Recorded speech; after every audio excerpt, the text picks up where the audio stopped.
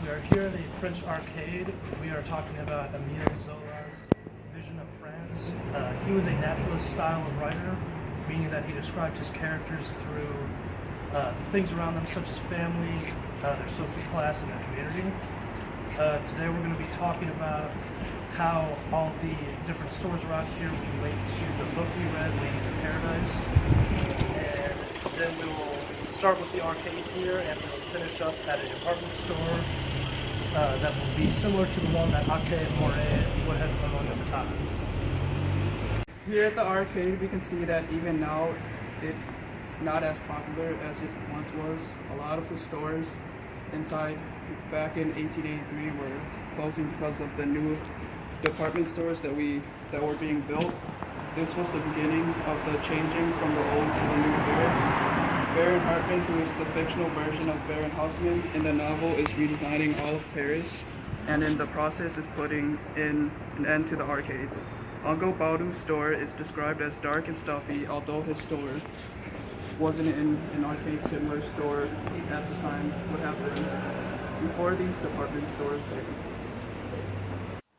If you look here, as you see up top, there are what appear to be apartments that people could live in at the time, while on the main floor there are shops and cafes where people would come and buy their goods and get some coffee if they wanted to.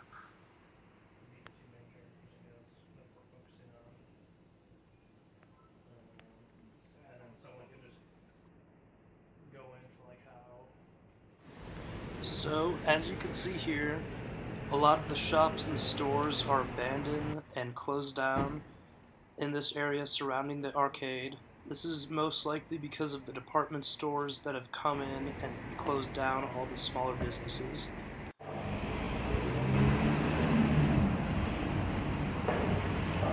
Alright, so here we are at the fictional store that we've been in the Ladies' Paradise that Moray owned, and there's actually a couple themes from the book. First, there is conquest, which would be the social dwarfism, survival of the fittest, which would be the department stores, and then also Moray runs his store almost like a military leader.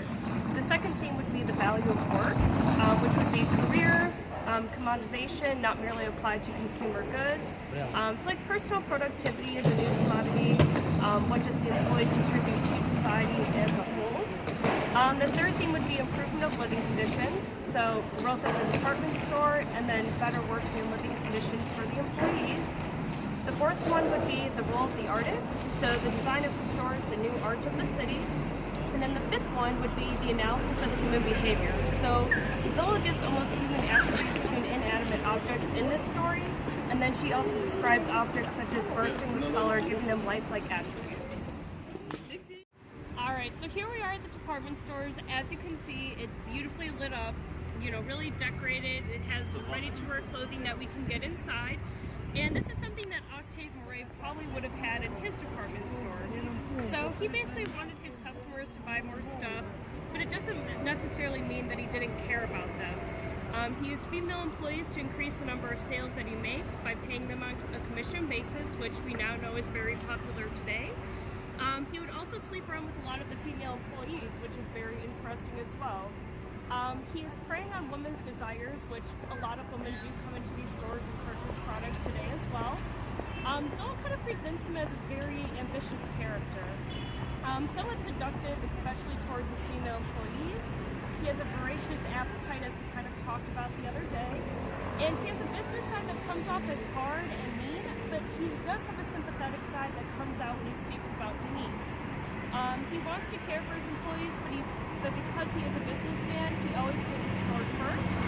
It's as if he is an artist of the people because of the way he's able to manipulate them. He wants Hartmann to expand the street so he can further expand his store. As you can see, very expanded store. But when Hartmann initially refuses, he defends the necessity of it to his store as if he was an artist defending a painting.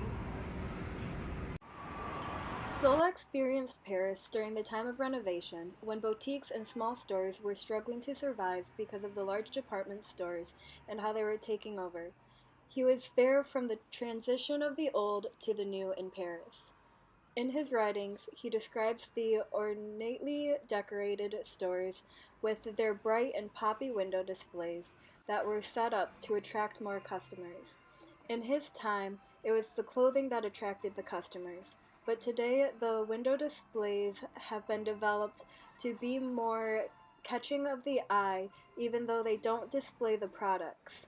They draw the people in, and now when you go into the store, that is where the clothing are more on display to catch the eye for the people to go to that department in the store.